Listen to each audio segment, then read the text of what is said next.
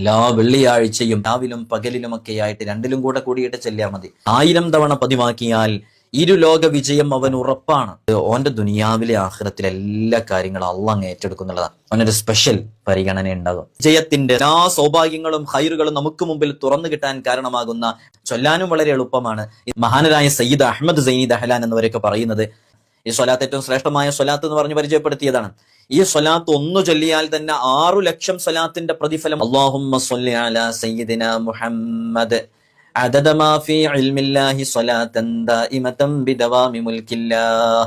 സ്വലാത്ത് ചൊല്ലുമ്പോൾ ഏറ്റവും ചുരുങ്ങിയത് 300 ചൊല്ലിയാൽ സ്വലാത്ത് വർദ്ധിപ്പിച്ചതിന്റെ പരിധിയിൽ നമ്മളൊക്കെ പെടും. നിന്റെ ദുനിയാവിലെയും ആഖിറത്തിലെയും സകല പ്രശ്നങ്ങൾക്കും പരിഹാരമാണ് ഹബീബായ സല്ലല്ലാഹു അലൈഹി വസല്ലമ തങ്ങളുടെ മേലിലുള്ള സ്വലാത്ത്. ഉബയ്യ് ഇബ്നു കഅബ് റളിയല്ലാഹു അൻഹുവിനോട് മുത്തനബി സല്ലല്ലാഹു അലൈഹി വസല്ലമ തങ്ങൾ പറഞ്ഞു തന്നെ, സ്വലാത്ത് കൊണ്ട് തീരാത്ത കടങ്ങളില്ല, സ്വലാത്ത് കൊണ്ട് മാറാത്ത രോഗങ്ങളില്ല,